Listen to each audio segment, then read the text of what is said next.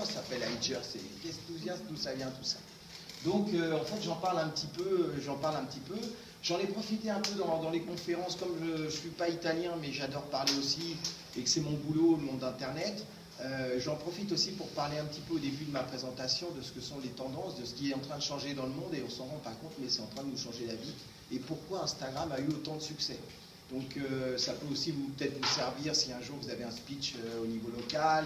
C'est un petit peu, on va dire, un peu de conceptuel avant de passer à tout ce qui est à ce qu'on fait tous les jours. J'ai mis aussi des exemples de choses qu'on fait un petit peu dans le monde, parce que c'est marrant de voir que mais on n'est pas uniquement en France. Regarde ce qu'ont fait les Brésiliens, ou hier par exemple, avant-hier, la Instagrammeur San Diego a gagné quand même Top Chef États-Unis, et je suis super fier qu'il y a vraiment, c'est pas par hasard. La vie en général, comme disait Steve Jobs, les choses n'arrivent pas par hasard, les choses arrivent en général. Il y a vraiment un sens. Et cette fille-là, si elle a gagné Top Chef aux États-Unis, c'était une minette qui, à son époque, m'avait déjà invité, m'avait dit viens à San Diego, c'est le biggest Insta Meet à l'époque, il y a 3 ans. On avait ramené 450 personnes déguisées en années 40, avec des vieilles voitures, c'était super. Et alors, donc, ce que je veux dire, c'est que on trouve beaucoup de talent durant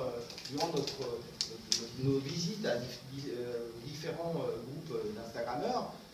Jerry, c'est pareil, je le connais depuis le début, là il dort, il comprend rien. I understand only Jerry. But I'm going to understand later.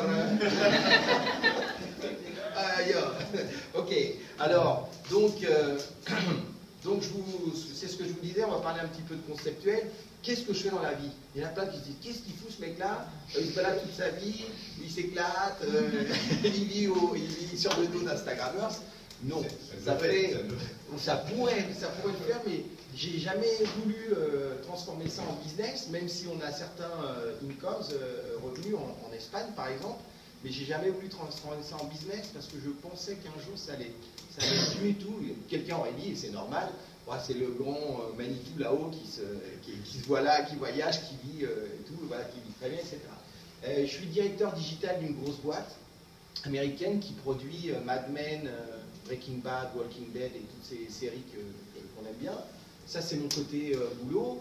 Avant, j'ai travaillé chez Orange aussi pendant pas mal d'années. Je m'occupais des contenus chez Orange en Espagne, sur la web, les mobiles, etc. Et alors donc, quand Instagram est arrivé dans ma vie, c'était quelque chose de normal, comme je vous disais, parce que c'était une succession, quelque chose qui arrive, parce que ça devait arriver en fonction de ce que j'avais fait avant. Donc, merci à Gio, merci à tous d'être venus. Franchement, je ne pensais pas qu'on allait avoir autant de managers aujourd'hui. C'est génial. Je pense que pour parler du réseau France, je pense que c'est un des réseaux les plus mûrs, je pense, à faire des choses de façon coordonnée comme l'ont fait l'Italie depuis quelques années. Ils sont très bien structurés. Alors il y a des groupes qui sont dans le monde, vous allez voir, ils sont des tonnes. Mais c'est vrai que c'est important, c'est l'aspect organisation et comment vous allez décider. Ce que je trouve génial, c'est que je n'ai pas à décider. C'est ce que j'adore de ce projet, c'est que je n'ai pas à décider, c'est que les gens se rendent compte par eux-mêmes ce qui est le sens commun, le bon sens, et ce qui marche. Et ce qui ne marche pas, en général, ça casse. Voilà. Donc, pour vous parler un petit peu, je parle toujours de ça dans les réunions, dans toutes mes confs, même si c'est sur le fait de mon boulot, du côté de mon boulot, etc. Il y a un moment, il y a quelque chose qui est en train de changer notre vie, c'est le concept du temps. Le temps est en train de se réduire dans notre vie, ou au moins on a vraiment l'impression que le temps est de plus en plus important dans notre vie, et on est vraiment très très stressé au niveau du temps. Vous savez, vous êtes aussi en train de souhaiter, alors que je suis en train de... Le temps est aussi en train de modifier notre relation avec les gens. Il est en train de modifier notre relation avec notre famille. Avant, on se mariait une fois, on avait 3 gosses, maintenant on se marie 3 fois et on n'a pas de gosses. D'accord? Et ça change notre relation avec les amis, ça change notre relation avec notre famille, avec nos parents, avec les boîtes, ça change nos relations avec des institutions culturelles et avec les images, avec les entreprises. Parce que notre relation en général avec les autres, c'est des sentiments. D'accord? Ce qui se passe, c'est que les sentiments sont en train de se digitaliser. Il n'y a aucun sentiment aujourd'hui qui n'est pas digitalisable. Le plus important, qui est l'amour, on l'a digitalisé et on est amoureux à travers Mythique il y a quelques années, aujourd'hui Tinder ou Instagram. D'accord?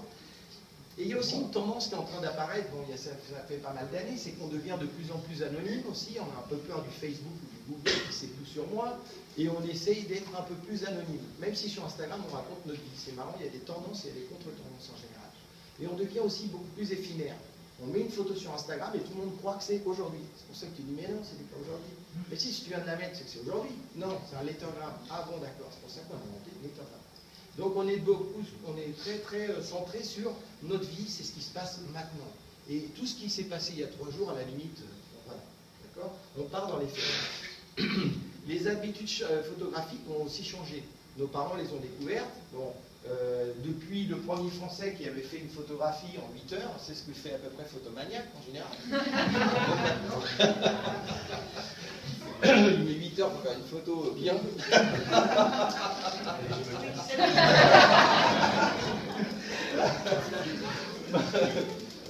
Après, ça a évolué parce qu'on pouvait, au lieu d'emmener le bordel là, on emmenait un appareil avec nous et c'était beaucoup plus simple. Et donc, le temps de prise de photo a été réduit. Ici, à cette époque-là, apprendre de la photo, c'était difficile parce qu'on faisait 24 photos en un mois, et peut-être les 24 photos, le typique diapositive, on les gardait pendant des mois jusqu'à les développer.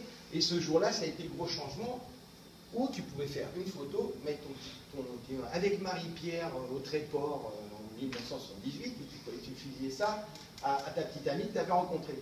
Et c'est un peu l'origine d'Instagram d'ailleurs. Et il y a eu des coupables à tout ça, ça a été la technologie. L'un d'eux est ce monsieur qui s'appelle Martin Cooper, ou qui s'appelait, le pauvre, il n'est plus avec nous, et c'est celui qui a coupé le fil et qui a inventé le mobile.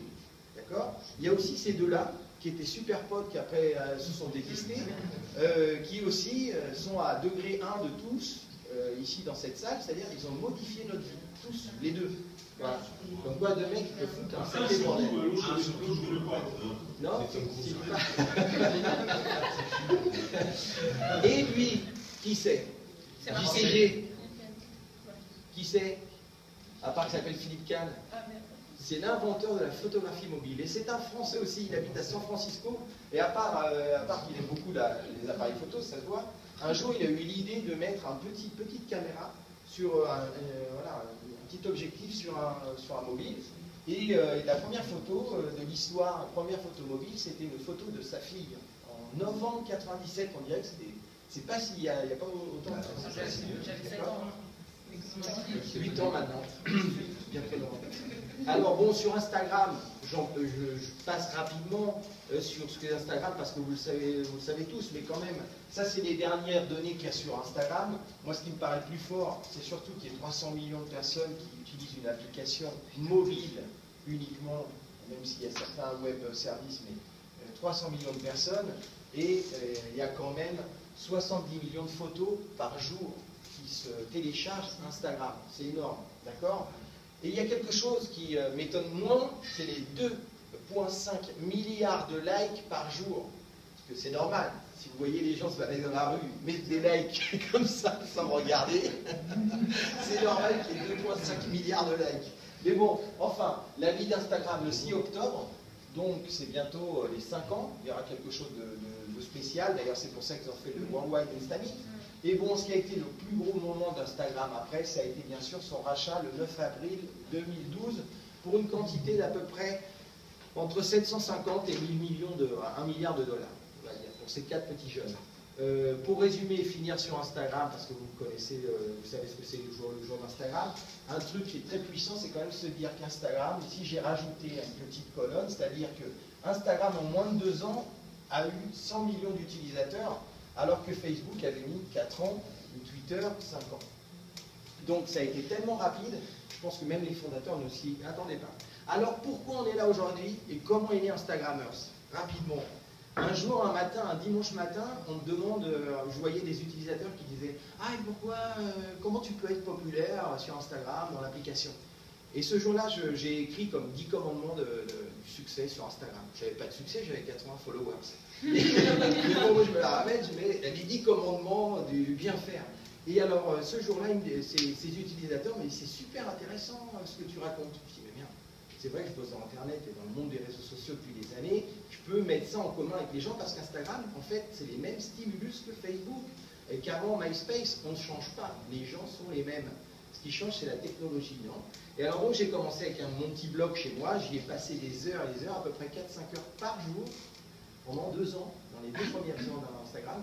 Week-end, c'était 12 heures, d'accord? Interview, écrire des articles, contacter les gens, etc., etc. Très rapidement, on a commencé à sortir dans les web. Ah bah tiens, Instagrammeur, ça c'était la première web qui avait parlé de nous, c'est NextWeb, c'est un gros truc déjà. Instagrammeur, c'est le premier guide de ce qu'est Instagram. Il n'y avait pas de guide, il n'y avait pas de page web. Instagram n'avait même pas Instagram.com, c'était télécharge l'application. Il n'y avait pas de tips, il n'y avait pas de blog, il n'y avait rien du tout. Et donc je monte le compte, et le compte s'appelait Instagrammers. Et un jour, en revenant de Lille, il y a 5 ans, près de 5 ans, je reçois une notification. On t'a éliminé le compte. Alors j'étais en pétard, j'ai écrit au type d'Instagram, je les ai incendiés, vous ne comprenez pas que moi je veux aider la communauté, etc. etc. Ils disaient oui, bon c'est très bien que tu veux aider la communauté, mais tu t'appelles Instagrammers, c'est pas top pour nous. Donc j'ai dit, bon bah écoute, je vais laisser tomber Instagrammers, et j'ai eu un coup de bol d'enfer, c'est que j'ai gagné un concours de la CNN de photos. Et ce jour-là, je me suis dit, merde, si un Français qui habite en Espagne, il gagne un concours de la CNN chez les Américains, il peut faire beaucoup d'autres choses. Alors j'ai dit, je continue avec le projet. J'ai écrit Instagram, j'ai dit, je vais m'appeler Igers. Ça te va? Oui, oui, parfait, il n'y a pas de problème. Je vais m'appeler Igers. Je change mon nom de compte à Igers. J'avais 5000 followers, mais ils ont remis à 0. J'étais énervé. J'ai dit, c'est pas grave. On commence. 5000 followers à l'époque, c'était bien, moi. Le premier, deuxième mois de machin. Donc je recommence, et ce qui se passe, c'est que rapidement, à Madrid, j'avais un groupe d'amis, à Barcelone aussi, on commence, on se dit, pourquoi on ne fait pas un groupe? Allez, on monte un Igers BCN, il ne faut pas avoir de problème avec Instagram, on s'appelle Igers BCN et Igers Madrid. Et on a commencé à organiser des Instameets. Au début, on va boire une bière et tout, c'est sympa, machin, machin. Et tout d'un coup, il y avait ceux de Londres qui me disent, ah mais c'est sympa, parce que nous on s'appelle Instameet London, et on préfère s'appeler Instagrammers. Parce qu'on n'est pas Instagram, on n'est pas la corporation Instagram, on veut s'appeler Instagrammers. Et alors, ils ont commencé avec Instagrammers Londres, puis après en Italie, avec Hilal et sa compagnie. Et tout d'un coup, dans le monde, tous les jours, j'avais des gens qui m'écrivaient, qui me disaient « Je voudrais avoir le logo d'Instagrammers avec ma ville ». Alors bon, là, j'ai eu une décision très importante à prendre, c'est est-ce que je fais un process de sélection lourd, où je demande des références, etc., ou je laisse vivre la vie. En général, ce qui marche sur Internet, c'est l'esprit. Et les gens s'auto-gouverneront. Il n'y a pas d'autre sens, sinon je ne peux pas avoir une équipe de 400 personnes qui bossent pour moi dans mon... Et ça, c'est quelques réunions, vous voyez, Manille, qui sont peut-être pas les plus organisées, mais c'est vrai que quand ils font des réunions, ils sont un paquet. Malaisie, San Diego, je vous parlais tout à l'heure, Seattle, Mexico qui est en train de faire des trucs de folie, c'est la dernière Instameet mexicaine, ou alors là vous voyez Boston sous la neige, au même moment que Boston sous la neige, les Argentins dans 2 bus à 2 étages de faire le tour de Buenos Aires. Ça c'est en Angleterre, ils sont allés visiter un château il n'y a pas longtemps, et quand même vous voyez ça au Japon, moi je les vois quasiment jamais parce que c'est par heure de différence, je tombe pas sur eux, mais bon. Le Worldwide Instameet, le dernier. Donc, aussi en France, bien sûr, en France, il y avait une demoiselle qui s'appelait Myriam 40A, gentille comme tout, mais la pauvre, elle vit dans l'est de la France, dans un petit bled, et elle me disait, mais comment je peux gérer le réseau, c'est hyper difficile pour moi. Et elle n'avait pas aussi probablement le temps,